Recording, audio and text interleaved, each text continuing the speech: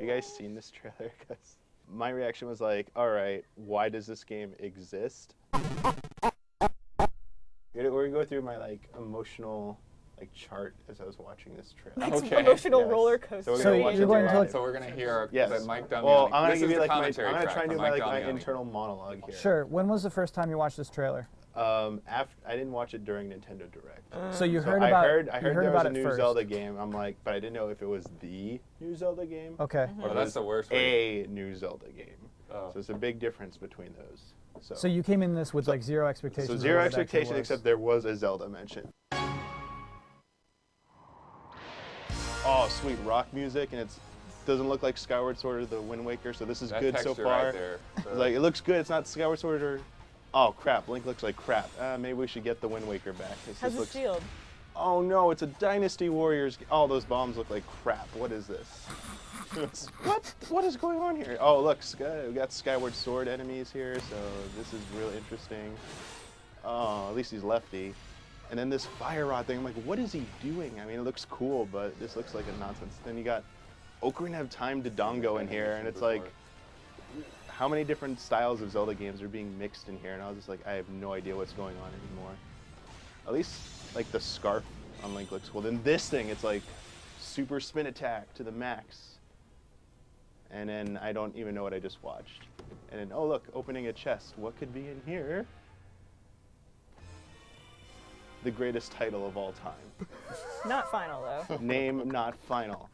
I Default font. am so glad Name not Nintendo final. was bold enough to put that type of font into their presentation.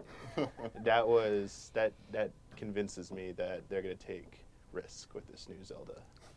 So as you can see, like I was kind of like, what is this? Like, were we really getting a Dynasty Warriors Zelda game? And why do we need this? So like that title, how much of the game itself that we saw do you think is temporary? So that whole thing looked like one area, like outside of Hyrule Castle, and it kind of like No, that honestly, this looks exactly like another map in another Dynasty Warriors game or something that I've played. it looks. And they just stuck the castle. This in the looks middle of super early. Like the enemies pop in and out. Like some just randomly appear like right here in a second. Like you'll see one like pop up in this one shot. And then like the enemy, I mean, I guess this is Dynasty Warriors AI that like enemies kind of like hover around. Even this Right. interior wall, I mean, this looks familiar to me. This looks like a game that I've already played. It looks like a fan mod. This looks like a fan mod. It looks like someone just yeah. ripped 'Cause it's all assets reused from assets, a right? bunch of Yeah. the 3D Zelda games and just threw it into the Dynasty Warriors engine. Because I think that's probably the scariest stuff of it. Like is the- just like mashed together Yeah, reused like assets. as I said, like the styles don't clash. Like there's a bunch of different Styles Zelda don't styles. clash? There's a bunch of different Zelda You said styles. they don't clash. Oh, sorry, they do clash. Yeah, they don't mesh well, is what I meant to say. Gotcha, yeah. But yeah, they're throwing into like Ocarina of Time, Skyward Sword, Twilight Princess, all being thrown into the mix, and then the animations just look ridiculously bad. Like him tossing those bombs like so fast. Maybe that's Dynasty Warriors, how it's supposed to be, but it just looks completely goofy. And Well, that's kind of it. It's like Dynasty Warriors has popping in enemies, and it Yeah, has bad animations guess. sometimes. And it's like that's kind of I think that might be what we're in for with this game. Now, personally, I think this will be. I've been saying this. Like, this is gonna be hilarious to play through once. It's gonna be a good laugh for everyone. But I'm okay with like Link being lent to other series to be like a cameo character. Like Soul Calibur. Calibur. Yes, exactly. I've always personally felt that like Zelda's not the guinea pig series where you try and do spin-offs with. Like Link's crossbow training really like irked me. I was like, not really happy with what you're doing here. I guess it's cool that we're getting another Twilight Princess, another reason to revisit the world of Hey, Twilight but Princess. they did cancel Tetris Trackers, so. Oh, Navi trackers. Yeah. I mean, is there anything positive that can come out of this game? I mean, as I said, like it'll probably be like just goofy fun. Like you Yeah. could like people are gonna do hilarious let's plays of this. There's gonna probably be great live streams of this where people are just pointing out like crazy stuff. I mean, already like it generated a lot of buzz though. I'll give it that. Because it's shocking. I don't. If you have multiple character playthroughs, like I don't think Link will necessarily be the most fun character to play as. Like if you can play as like Sheik or Ganondorf, You're Oh, de- Sheik would be really cool. like yeah, I think there are So- lots of cool things they could do with different There's- characters in this Yeah, game. that's probably the most alluring thing that I can think of. And if you look, people like analyze the trailer and saw like you can see Zelda in one of Yeah. the scenes behind like the final battle of Ganon and Twilight Princess at like that barrier. She's like behind a barrier like that. People found like a Hyrule knight who had like a bigger sword and looked like kind of a captain. Then there was like a blue or turquoise-haired woman who some thought might be one of the oracles or No Impa way, or where is something. she? I didn't see her. This point her out. quality is pretty bad. Like there's, This is actually we like, should just grab the screenshot. there's and no look at high them. quality version of this trailer, which is the freakiest. On YouTube? thing. Yeah. Not even on YouTube. It's still grody looking. Like it was Yeah. like I mean, 720p. It still all this feels like totally like it's cheapening it to me. I mean, the one thing Yes. that really strikes me is really weird is Link's character design, because I feel like Nintendo has always been like really, you know, kind of strict about how their IP are handled by third parties. Like, you know, they went through a lot on like NBA Street when they had Mario and Luigi in there, and then like, you know, all the Mario and I think they were Sonic. in an SSX game too. Weren't they? And I think so, Yeah. yeah. Yeah, There yeah, was they a were. couple of cameos they did back DDR then. Mario. DDR Mario, as you said, Link and Soul Calibur. too. But this looks like somebody just took like an MMO character creator and tried to make Link. It's almost like someone that had never played Zelda and didn't know what it was, but heard secondhand. Okay, this is kind of what it is. This is like the template to follow, and then they put it in a game. It just feels like But- Nintendo needs something Zelda related on Wii U. Yeah. And the Dynasty Warriors guys like, hey, we were like brainstorming a Wii U Dynasty Warriors game, and then Nintendo was like, hey, why don't you just like, if we give you the Zelda assets, can you just make like a Zelda Dynasty Warriors? Like, people will buy it because it has Zelda on it. Yeah, like, I Link's mean, But that's the Probably thing. I will. don't think they gave them the Zelda assets because these guys. You I think they mean, just- Link looks weird. you think I they guess just- the rest of it does look No, like they're it's like ripped straight from the directly- game. They just Yeah. they just bought the games, or they pirated the games and ripped all the models themselves, and then they went to Nintendo and like, here's Zelda Dynasty Warriors. Will you? This let us is the make exact this? trailer that Yes, they this is showed the in pitch yeah. video that they did. Yeah. Well, And that- actually, you know, it could be because what was Pac-Man Versus was kind of like that, right? Like they made the game first, and then they went to Namco and said, hey, you know, it's all right if we put this out.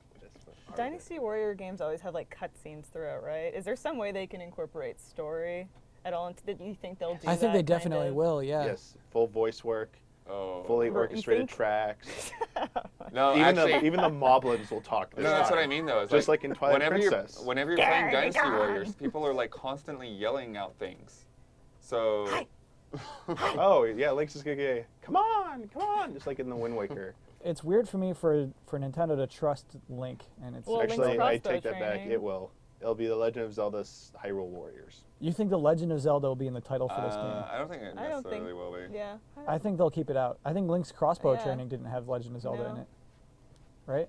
It Right. did not, I don't think it did. but I think they want this to sell better. They will put. So Legend do you of think Zelda. this is a Nintendo desperation move? I think it's. Yeah, I think this is. I think pushed it's a more- Tecmo desperation move. I think it's a collaborative desperation. They're- move. everyone's They're desperate. both But they're is both pretty it desperate. necessarily negative that Nintendo is bringing in like third-party?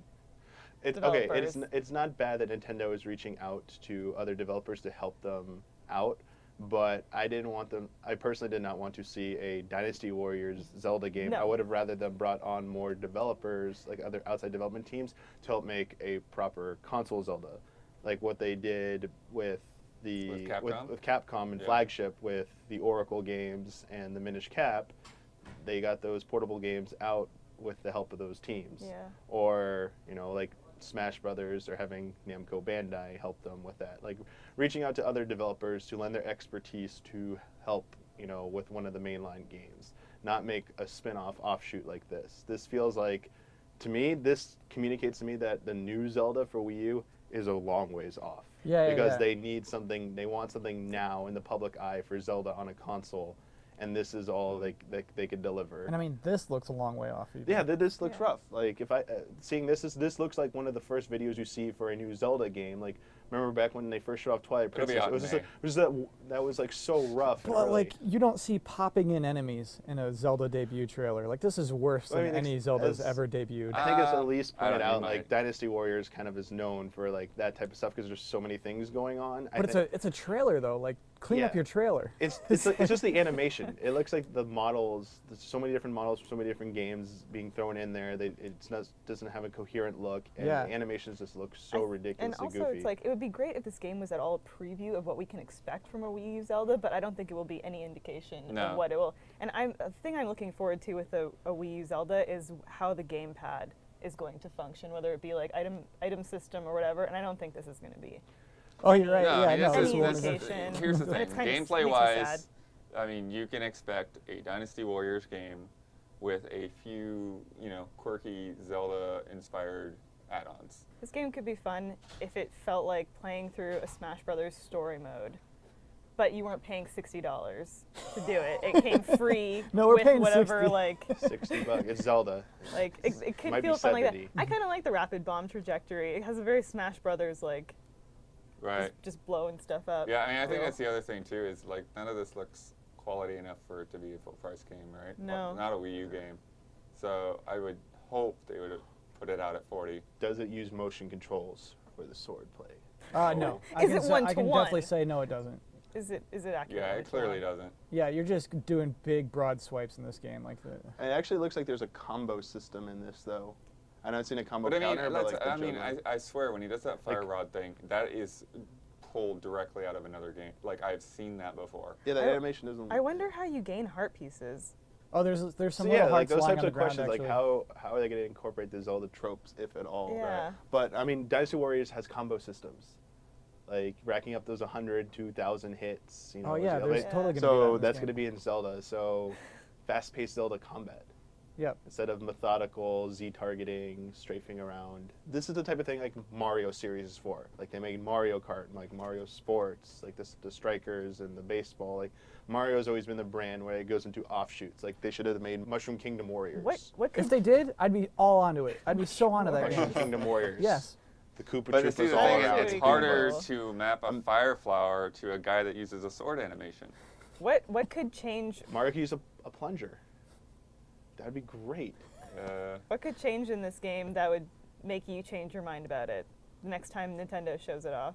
For me, it would be a story trailer. It'd be like, Yeah. hey, we're taking this story seriously. It needs to be like a level of ridiculousness with the story that's like on par with the cartoon series. I would Yeah, think it right, needs like to be. kind of like- It needs to be a level design that doesn't look like somebody That's just it. dropped a bunch of assets onto a flat map. It needs to start off with Link going, "Excuse me, princess." Excuse. If That's- it he's starts with actually, that, like- done. I think Million you- pre-orders right there. I think you're super Million right about pre-orders. this. So like right now, what this game Yeah. is, it's like a it's a mash. grizzly bear in a pink dress, and it either needs to embrace the pink dress or it needs to embrace the grizzly bear. But right now, it's like two things that are That's a clashing big time. fantastic analogy. Yeah, And it- so if it starts with "Excuse me, princess," then it's a grizzly bear wearing a grizzly bear coat. You know what I mean?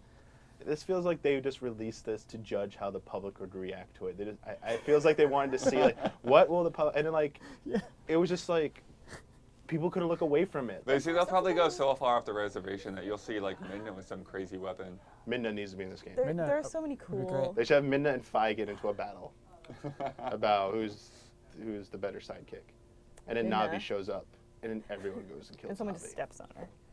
That'd be cool. This has a lot of potential. But that's So- the thing. Nintendo is- just needs to be ridiculously. Well, yeah, I mean, these Insane. games tend to have way too many characters. It sounds like what we want out of Hyrule Warriors is for it to go nuts, right? Pretty much. Yes, and use Waggle. Don't, Don't hold use back. Waggles. Don't use Waggles. Dude, that would be so good. And voice controls. Yeah, all those phrases, Link It needs might to act- say them all. And the Triforce needs to talk like in the cartoons. Miyamoto just needs a direct line to Mike. So like it's not Mike just be like, "Hello, hey Shigeru, yeah, okay, yeah, I'll tell you what you need." There's a lot of potential here.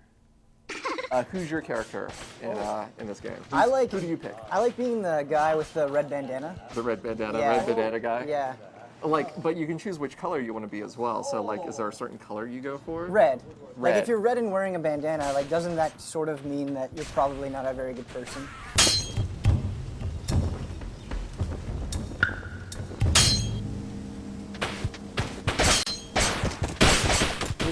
I'm blue. You're blue. John Finger. Ian Hink is gray. And then Mike Huber is green, I believe. Yeah. Justin Spear is red.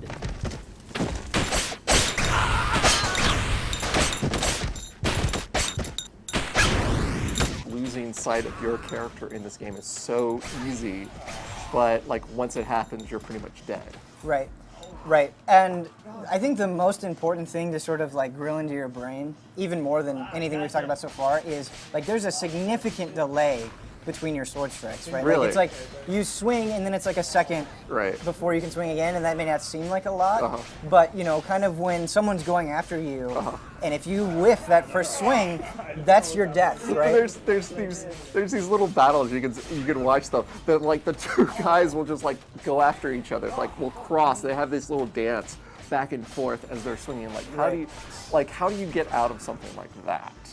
Well, the game kind of has something naturally built in where if both people swing at each other at the exact same time, their swords will clash and they'll actually ricochet off each other. Oh. And that's really hard to deal with because sometimes, like, you ricochet a lot, like you bounce back quite a ways, and sometimes that can put you in a really bad position. Like, you'll have times where you'll clash swords with somebody, and then you'll bounce into somebody else and they'll be like, oh, you're an easy kill, you know, and they'll get you. So that sucks a little bit. I also noticed that you can't tell how many bullets everyone has. Right. Because you never know, you have to pay attention.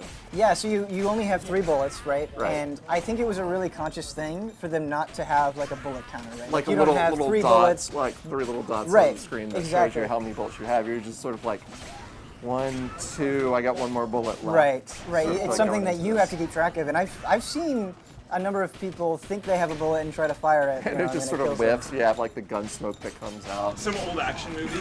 He's empty. We also have like the water in this stage. So like, have you like that kills your gun basically going into it? You find yourself trying to stay out of the water, or do you go into it just sort of like a way to hide? No, I think more so than like spikes or really anything else in the game, water is actually the deadliest thing. There's another level of mind games, right? Like, how can I make that person kill themselves? How can I make them go greedy? And because like there are moments where they're not going to want to come after you for fear of getting crushed, you can use that to like fire a really good bullet, you know? Right, because there seems to be like a space at the very bottom, like you can almost shoot across the screen. Right, exactly. And like just sort of grab people. You'll see people like at one side of the screen or like around the middle. They'll just like jump up and shoot. There, right there, unless they get crushed.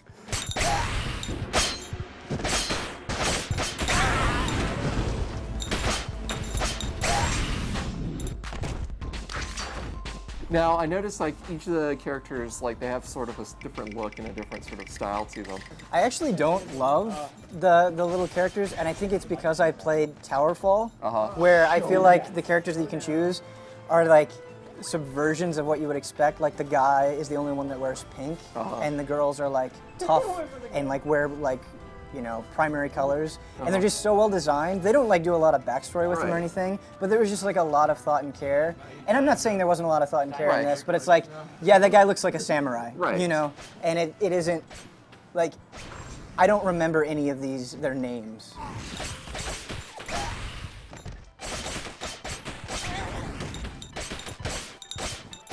What's the difference between playing this and playing Towerfall? There are a lot of differences, you know, despite being like similar on the surface. I think I think Towerfall is a much easier game to play, and I don't mean that as a slight.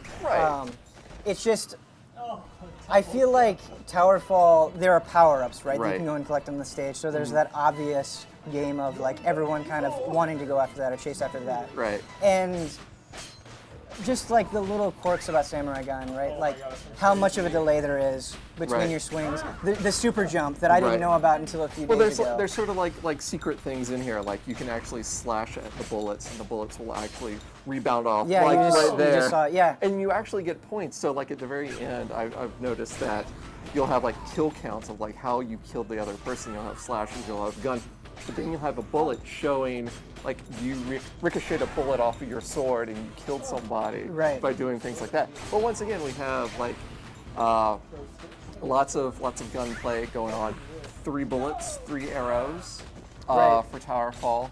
I mean, Towerfall, like you keep going until there's just one person, but you don't have like, you have lives. Basically, you have 1 life and that's it. While this one, you keep going until you've won like the whole round. What do you think is different? Like, what do you think is the little different strategy between, you know, protecting 1 life versus trying to kill as many people as possible as quick as possible? Yeah, well, I mean, I think something for me that really changes my strategy in Towerfall as opposed to Samurai Gun is you can pick up the arrows in Towerfall, right? So you're not as limited in resources, right? Like your only range attack is either deflecting bullets or shooting your own bullets in Samurai Gun. Right. So in Towerfall, it's more about like because you only have one life, it's like be quick. Yeah. You can put yourself out there and you know, if you miss one or two shots, like you'll probably pick up some arrows. So be quick, be precise. Whereas with Samurai Gun, it's like you think this is make every swing count. Showdown. Yeah. Showdown time. Oh, this is great. When does the showdown happen? So if you are within one kill, I have at least one kill within the top person, you guys will showdown, right? And it's an instant death sort of thing. And you don't have it is all instant death. I guess what I mean is you it's a slow, painful death as like you're in there. It's only one kill to win, I guess is a better way to say it. Right, you get one kill, you get one hit going into it, one life going into it. We saw you can't use your gun, which I think is very important. That's really cool.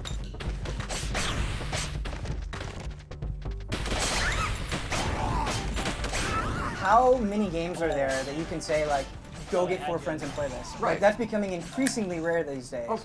So I think that is a huge strength that Samurai Gun has that I would recommend it. I think that's fantastic. Well, hopefully our 4 friends will stay that way after the showdown. Might be a 3-way. I don't know how they'll calculate this. Are we ending on a showdown? That's great. I don't know. This might This might be a 3. Oh, it's damn. Showdown. I don't think I've ever been a part of a 3-way showdown. Here we go. This is good. That's you have to go to OKCupid for that.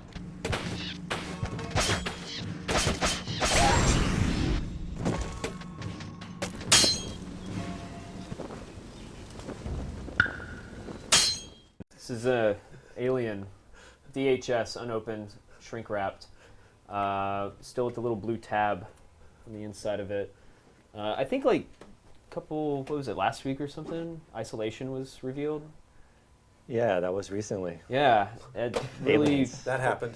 It happened, and I don't know. It was for me. It was really great to see like the franchise from a video game perspective, like doing something completely new. And yeah, like not fucking it up. Yeah, exactly. And you actually played it, right? Yeah, I did get to play it. I saw the dudes at Creative Assembly, the Total War guys. They also made some console stuff.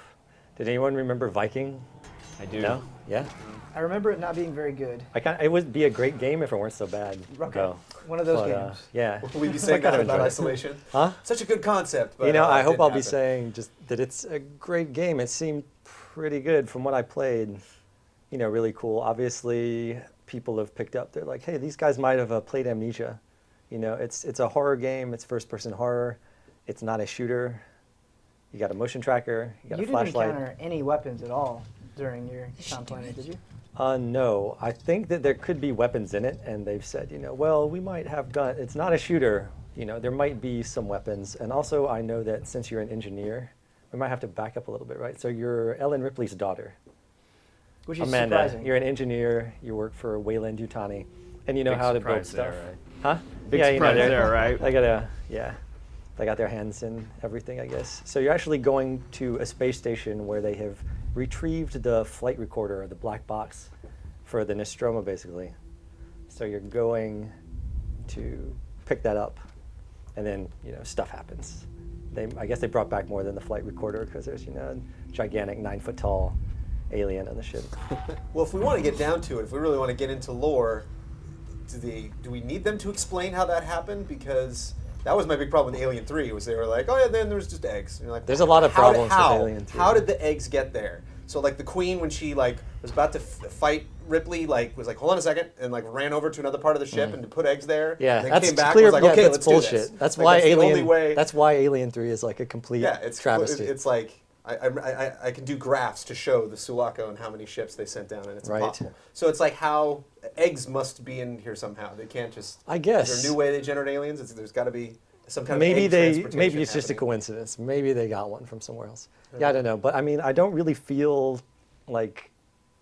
It seems maybe a little forced. They're like, oh, really? It's Ripley's daughter. They have to tie in the genetic thing. But the way they have it set up, it makes sense. In Isolation, it's not aliens, right? Like you only encounter a singular alien. Yeah, that we know of. Right. But yeah, that seems And there definitely is a difference in design between the aliens in Alien and the ones in Aliens. You know, like the Cameron version, they're kind of more Klingon-y in their heads, like they're more ridgy and like more, you know, they're definitely more like on all fours, like they don't stand as much. Yeah, whereas like this one has like the weird little prongy things on his shoulder, his head is like really glossy and smooth, and he's like super tall. You know, it's like very up. When you see him, he's not crawling or hunched over. He's upright and walking like a human. Yeah, I mean it's more in tune with the original film, which they were somewhat stifled by their inability to show or do like computer graphics, right? It was really just a dude in a big suit. A huge Nigerian dude in a suit. Yeah, so I mean, it's great to see that they're kind of embracing that again, rather than how the lore kind of moves it to them being like, you know, quadrupeds, like running around quick, clinging on walls and stuff. So I think that's good for the franchise. I like the daughter angle because it gives her kind of a commitment to what's going on. Like if you were just some random astronaut and then it's like, well, get out of there. You would have no reason. It's like, I'm terrified of this thing. I need to just get an escape pod and then I'm done, game over. Whereas with her, I could see, I'm imagining some chapter break or something where she finally gets free and it's like, I gotta go back because A, I have to know what happened, and B, at the very least, if this thing killed my mom, I want some payback. You know, like I want to know, you know, some, just to live with that. That's why Ripley goes back in Aliens. And she's like, I can't. If I know there's something wrong in LV-426, I have to go back. I can't live the rest of my life knowing that what happened, big question mark. So like, I like that, you know, it's like Isaac Clarke going after his girlfriend in Dead Space. Like he has a reason to not only be there, but to see the whole thing through. So I like that has that attachment. Speaking of Dead Space 1 is my favorite of the trilogy. Right. And Isaac Clarke doesn't speak at all, you know, and I think that's what makes it a true horror game. So just in terms of atmosphere and tone, like, is there a lot of monologue? Do you find like a lot of data pads where you sort of fill in the story, or is it pretty much just you're in this environment and you're trying to escape this thing? Well, what I played was really not story focused. It was like, you're in this place, you need to go to this location, and there's an alien, you know, standing between you. It was like a developer tech demo, more or less. Yeah. Well, you know, it's a example of the gameplay and how you will, you know, be stalked and evade the alien. So didn't get a lot of that. You do have a brief radio communication from one of your other crew dudes. I guess it's another, you know, a fellow guy. Anyway, someone, Ricardo, I think, is like, hey, so you're here and, you know, this and this is what's happening. There are a few moments that are kind of scripty, although the alien is actually, you know, driven by AI. They emphasize that hugely, that it won't always come from the same place. It won't always react the same way. You know, it has senses. There's no, like, set paths. You don't learn the alien patrol path. I just thought of something. What was that? This would be a great tagline for them. You can't have Alien without AI. Whoa. Yeah. And L. Totally you need the L. Sorry. Right. But yeah, so, you know, the character does talk, I think, a little bit. She does have a personality, you know, she has motivations, you know, Brandon was just talking about. Yeah, they have some sort of crafting system. You can find like raw materials like metals or, you know, batteries and stuff like that. So you will be able to do things. I couldn't actually see that, but I could see the evidence of that, right? But I mean, that's referenced in the original film too. I mean, towards the end of the movie, they do have to try to engineer their well, they built their own motion tracker in Alien. They had to, you know, just engineer it. No, I mean, engineer it. Where is that thing, right? That sense of improvisation is something that I really liked about Condemned, right? Like where you would just see a pipe and you'd like pick it up off the wall. And I haven't really seen another horror game capitalize on that in the same way. So if that's something that you could do in isolation, right, where you could actually use a blowtorch effectively as a weapon or get creative with it, that would be awesome. Right. Yeah, I'm not sure what you'll be able to do, but probably make different things. You know, maybe have something that temporarily can distract the alien or, you know, make it want to leave you alone. But I hope they don't just like check all the boxes from the first movie. Right. You know, it's like, and they're checking a lot of them for sure. See, you know, and the visual design, visual design's super close. You know, it totally is that chunky kind of retro sci-fi world. And that's, I mean, Super to me that's convincing. okay. But if they go and like go through all Right. the tropes, like then that's Right. like, oh, there's a synthetic on board. But it seems like these guys are riding a line that is, you know, both coveted for fans like us, but they have a job to do, right? So they've got a lot on the horizon that they have to figure out. One of the things that, like, probably my least favorite thing about Colonial Marines is how inconsequential most of the aliens felt. Like you would be in situations where you'd be mowing down like dozens and dozens of them within the span of a minute or so, and they just felt, every single alien felt, like a zombie or something. In isolation, you're only squaring off against one alien. Does it actually feel like a threat? Like, were there situations where you're like, man, I got fucked up super quickly. Like this thing. No, that's is a every predator and that's I'm a every prey. yeah that's pretty much every situation. Okay. It's really big. So it's, physically it's intimidating. It just feels huge, way bigger than you, and it's extremely fast. So if you see it and you sprint to anywhere, like if you're trying to cover more than like 10 feet, it's probably going to catch you nearly instantly and just like tail through your stomach or turn you around and chomp you. So yeah, it's super deadly. You cannot run away from it. You have to hide and you have to observe. And you have to be pretty careful. I was even spooked by the little chicken bobbing water thing on the table. There's drinking- one yeah, shot where he like drinking he bird. walks into a room and I'm like, what is that? Oh, it's just a table Yeah. with No, stuff drinking on it. bird But, is like, great. I think maybe in the final game you'll have a tech tree and you can upgrade your drinking bird and it'll be like your companion. AI But companion. yeah, you can No, not you really. can add explosives. What movie was it where they put an explosive on that? Somebody triggered something or like With the dipped down drinking and bird? I don't know. blew something up. What movie was that? Blown away, I think. Blown Away? Oh, okay. Lethal Weapon. With Tommy Lee Jones. Thing. Yeah, just the lighting in that game was spooky because there's not a lot of games. You're talking about Dead Space being really good for horror. Games don't do darkness that much. I think Chronicles of Riddick was the first game I played where I'm like, something's broken. I can't see this hallway, and it's like there's no lights on, And so even areas that were lit in that demo was really spooky, kind of walking into the kind of like being underwater, like going into a new space, and like I can kind of see it, but not really. Yeah. So having that thing just blend, just be black from head to toe and kind of blend into areas, Yeah. You do have a flashlight, and you can adjust it to be like strong beam or wide beam. So that's kind of cool. It seemed to work all right in the demo. And that's just like distance, basically. Like the wide beam is like it'll cover a bigger it's area, but big, if you want to see way down just that like hallway. just like your regular flashlight you twist. Yeah, super low tech flashlight. But the motion tracker. So yeah, motion tracker. So it seems pretty short range, right? You can get a basic indication of what direction it's from, but unless it's really close to you, you will not see the dot. And of course, when you do see the dot, it's like maybe it's in the ceiling. I don't know. Maybe it's behind a wall. So it also limits when you focus on the motion tracker, you can't see into the distance quite as well. It's like blurry. Your focus is on the tracker. The way it currently is, you can hit a button to change the focus and actually look into the distance, which is kind of weird, but it's kind of a neat effect that, when you're looking at your motion tracker, you're like, basically, you're tunneled in, you're looking at the motion tracker, this is important info, you lose some awareness of everything around you. So if you just take it out and you're like, oh wait, it's right there. And there's this kind of scripty moment where you hold your breath in a vent. So like I said with the scripting thing, Do you you have to push a button to do it. Oh, you press No, a button I to told them, hold I your was breath? like, is that a normal mechanic that you can always do, or is it just for that scene? And they're like, no, currently it's just for that scene. But I also wanted to emphasize that it doesn't feel super scripty. There are there are some scripted moments in there. But I totally buy that it's AI. We'll just have to see how it goes, right? Because sometimes you think, oh, I don't want every big moment in the game to be like, okay, enter this, now hit this button to hold your breath. Oh God, is it gonna see me? Right. But in general, you can use lockers if you hide them. I think they said one guy had got in a locker and he stayed there for like 10 minutes. It just was like, I don't know, I'm just not gonna move. So he was actually, that's another dev story. So we'll see, if they are really scared by the alien and if you will really feel like you need to stay in that locker for 10 minutes.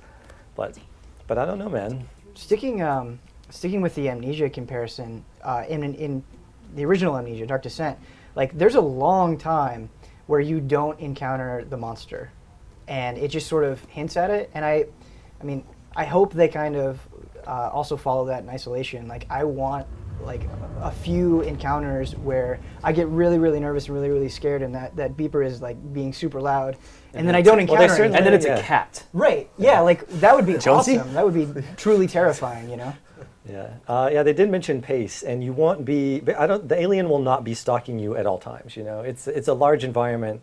There are other people, so you will have some time where you're making your way through the station. You're trying to find something. You're trying to accomplish something. You're not being stalked every minute of your life, because I think that would probably get to you and might get a little old. Right. Even.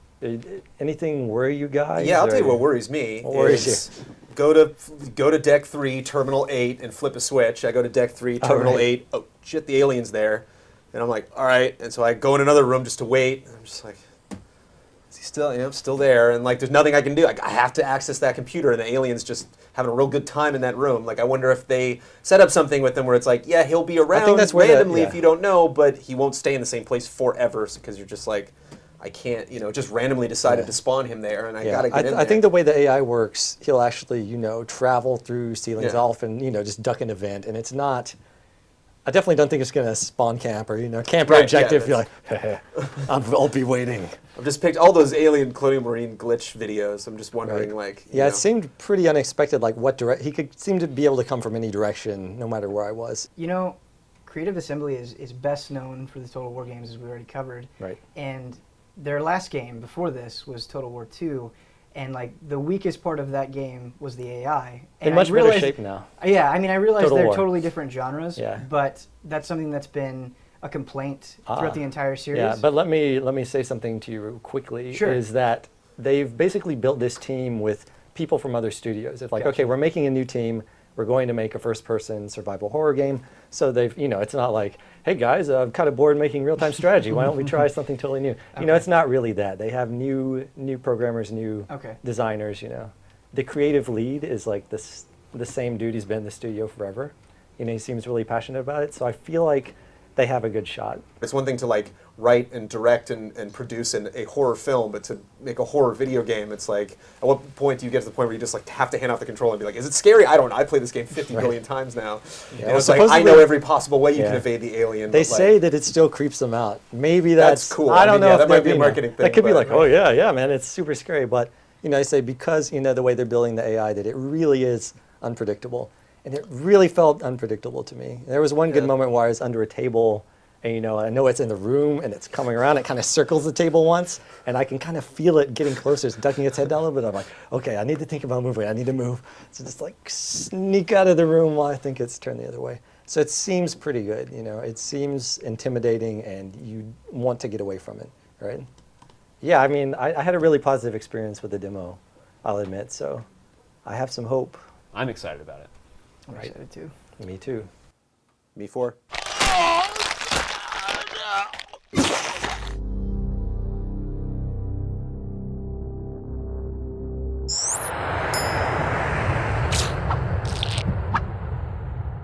So I got a question. I know one simply does not walk into Mordor, but here we are as this Wraith Ranger running around Mordor, killing orcs en masse.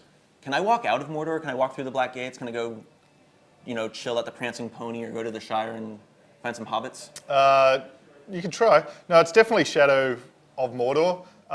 And I think as we go into the story and as we find out what is the purpose of this Wraith, what is it about Sauron's return that's put these events in motion, how's this all tied together with the One Ring, it's definitely a story that takes place within Mordor.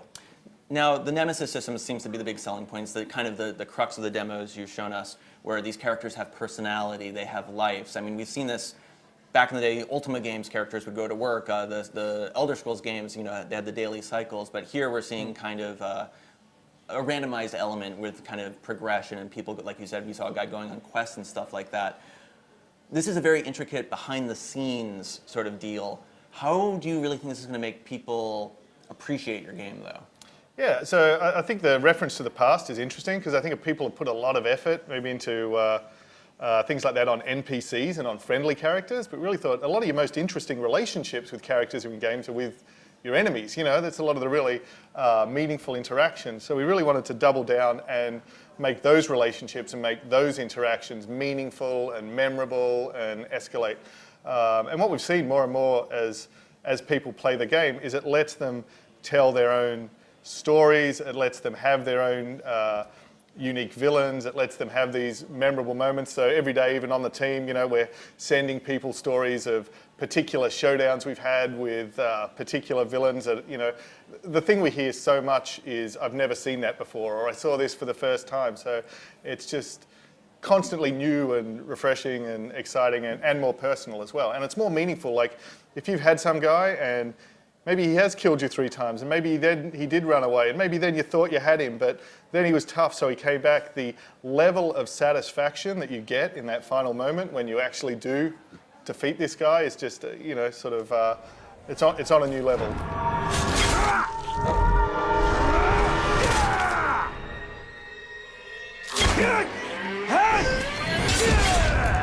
This may sound a little weird, but I was actually reminded of Halo. The first time I played Halo and I killed an elite, and the little grunts run away. And that was kind of procedural. It was responsive. It wasn't scripted. And here we saw certain enemies would be afraid of something and they'd run away.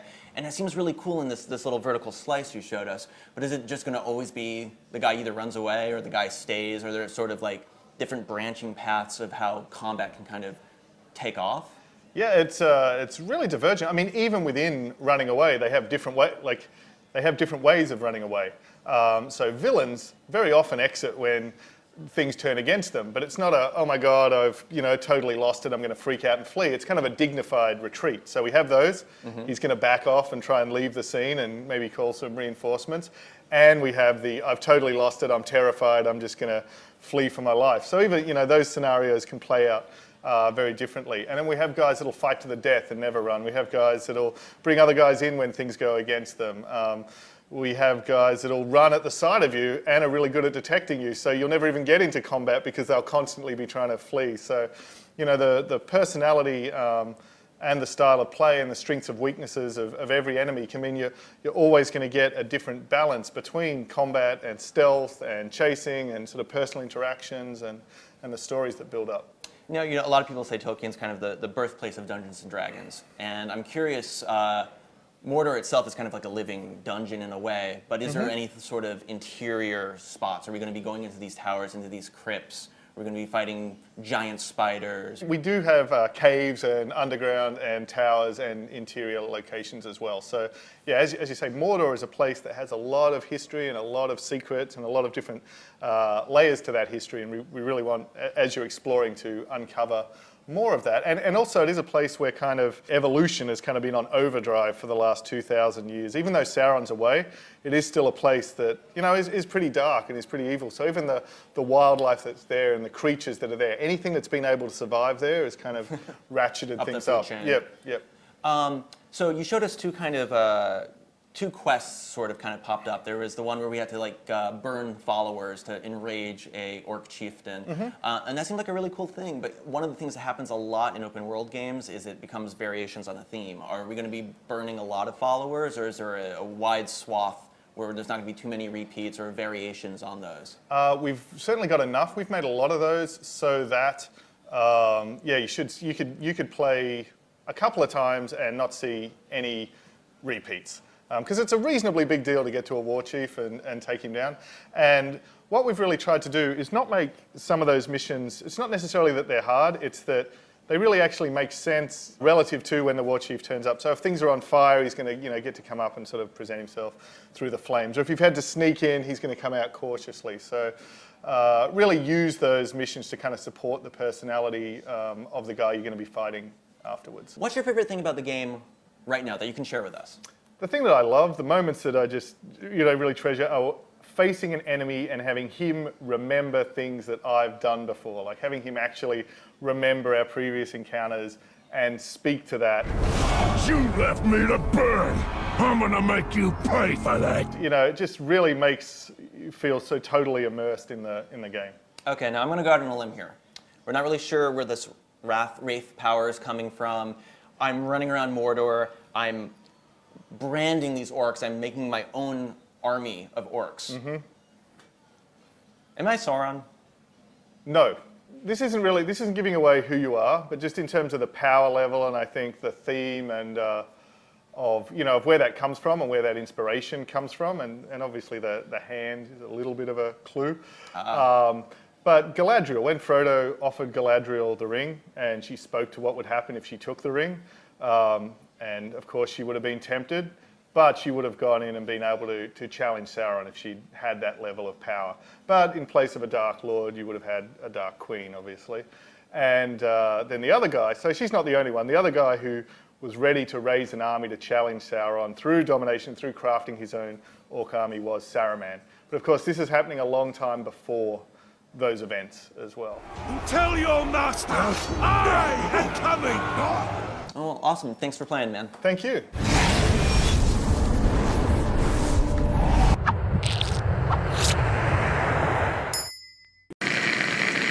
was the last time they were original, because But since then they've had, Wow. you know, Left 4 Dead 1.5, Portal 2, which is, you know, expanding Portal 1, and then Dota 2, and Well, if you count Alien Swarm, but I think and that was 2008.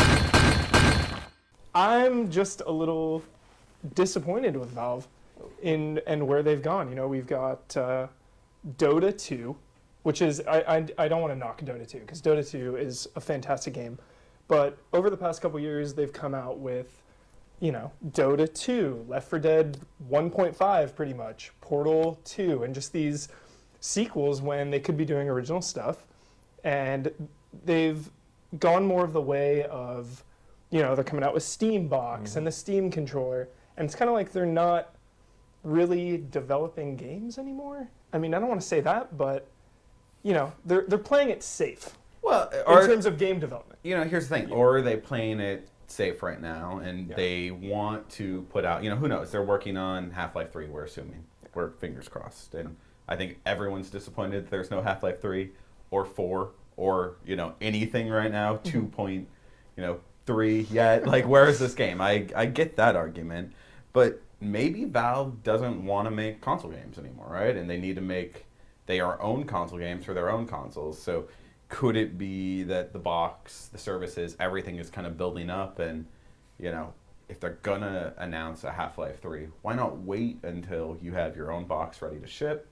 You need to have something big for people to buy. Right. I mean, they've created like an amazing platform that like no one, like even the last couple of years, like it was just like bloomed into this huge monolith where people can get their games. Steam sales are like the biggest thing. It's almost like a holiday when Steam sales hit. Yeah. And the fact that, you know, developers actually go through with it and actually make money by cutting their rates down to like 75% in games, 50%. Like, there have been stories after stories of small developers, even like medium-sized developers, who made a ton of money just by cutting their rates because so many people buy the game. I think you're making Mike's point, though. Not the way he says it, I don't know, but his emotional response of, I want Valve to come out with Half-Life 3, right?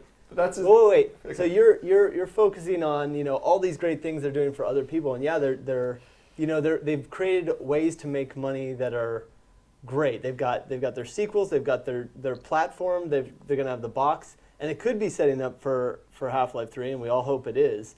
But as a fan, that, you know, when Half-Life 2 came out, or Half-Life 1 even, you were just so thrilled, and then 2 came out and it was like best thing ever. It's still, you know, I could still go back and play Half-Life 2 now, and I've played it 4 times through, and I'm still, you know, still excited. So the third one coming out, having them even say like, we're not working on it, which they kind of contradicted themselves in saying that they're working on technology to do the mocap stuff. So it's like, if you're working on your engine, I feel like you're working on your game. I think we're getting somewhere.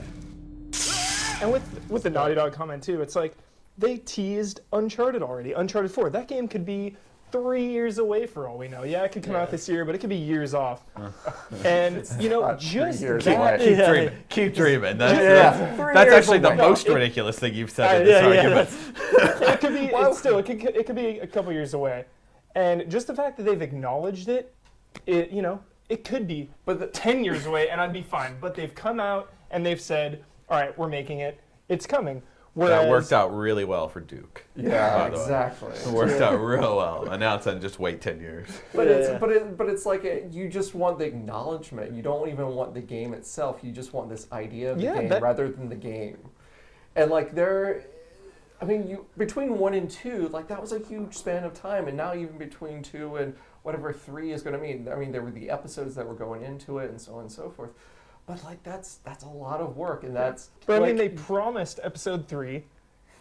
They promised, and then it's just they've gone completely dark. Don't you think that's a little disrespectful? Yeah, and it's, you know, and the thing is with Valve, like people forget kind of how, you know, they're a private company. They don't have a ton of investors, so they're not having to go out there like an EA or an Activision. You're asking for innovation within their video games, and they're looking at innovation at a much broader spectrum going into it. I mean, these are the same guys.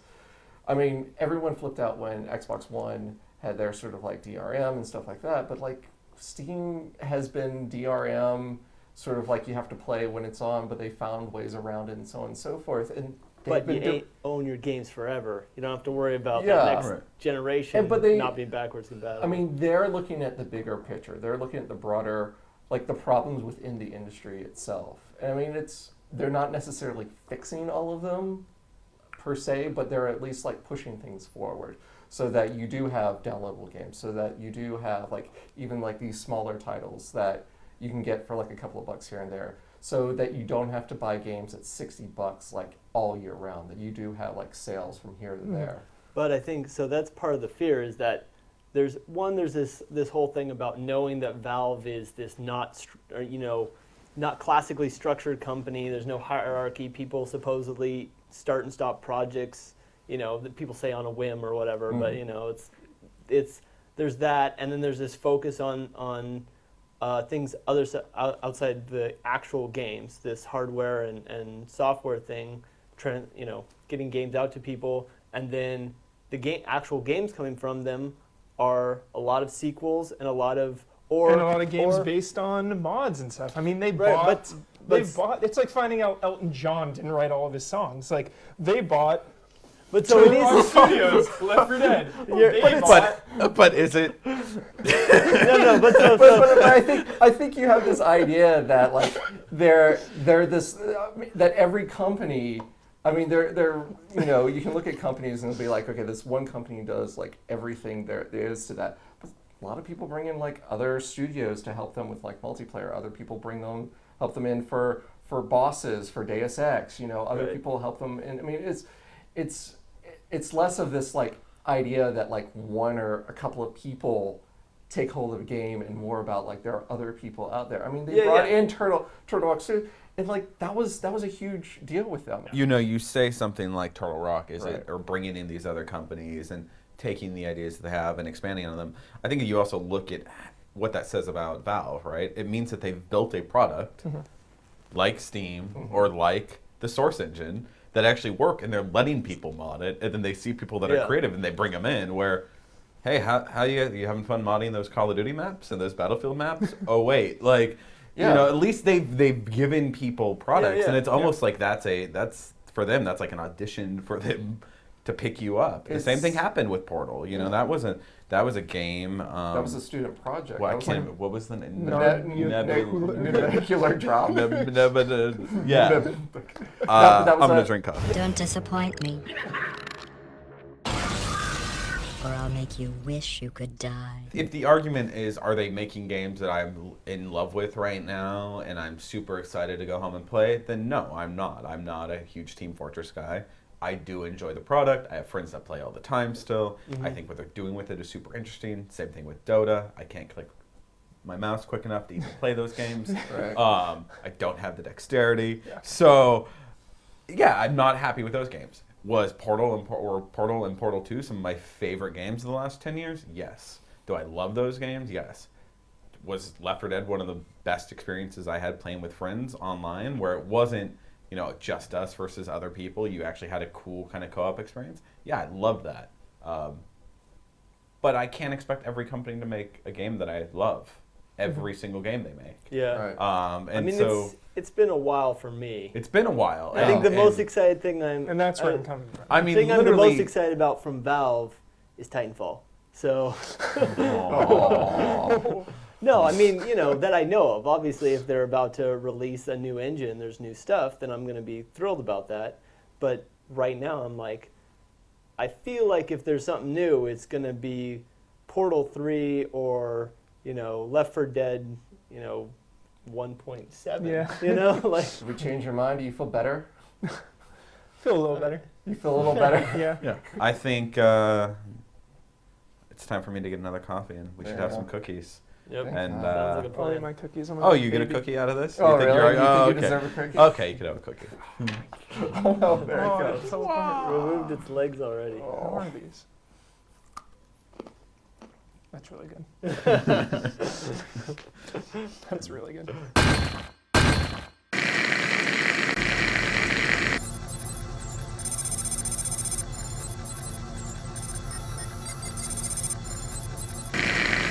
This is Lifeless Planet.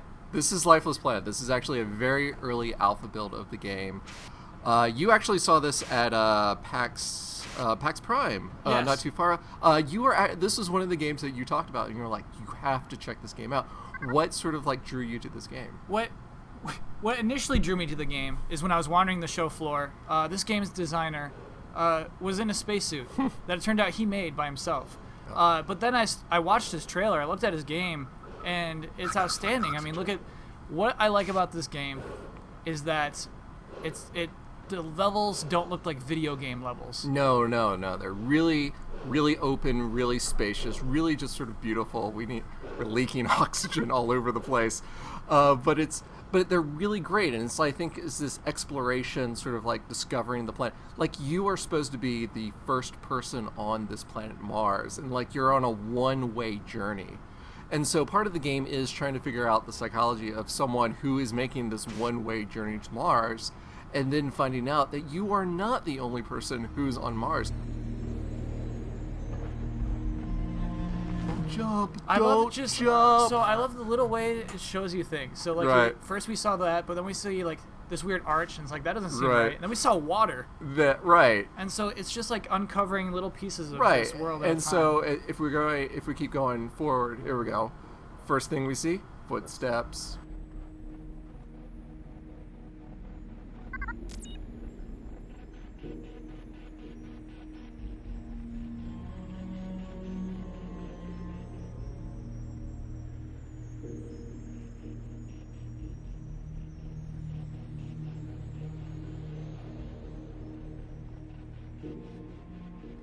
Oh no!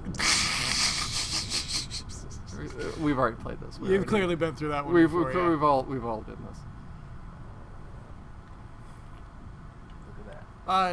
But the first time I saw that, I did not see that coming. Really? Yeah. If you've seen Gravity, you see what Sandra Bullock did with the extinguisher? Started flying with it. You got it. So that here we go. That. Like I said, this is still an early alpha. That doesn't excuse Marco being bad at this. Early alpha. Yeah. Your gameplay is Oh early my alpha. God. Just line up the jump right. You are never gonna get to that girl, Marco, with this kind of attitude. Come on. You got this. You got it. You got it. Up. Yes. Up. Yes. Up. Yes. Stop. Too Stop. soon. Stop. Oh, Stop. no.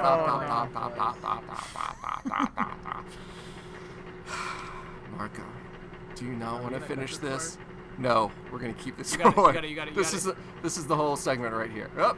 Yes. Stop. Nice. Stop. Yes. Stop. So that black stuff This is bad. It's bad. It will eat you. Don't hit it. Yep. You don't have to show them. Going across. Yeah. Nice. Don't answer that phone.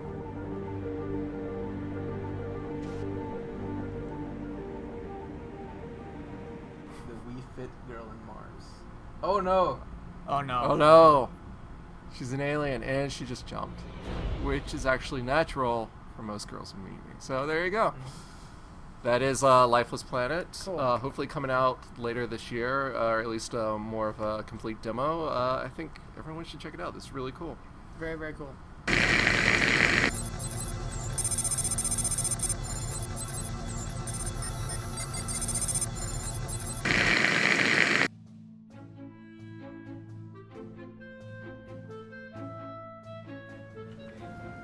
Should I eat it or should I not?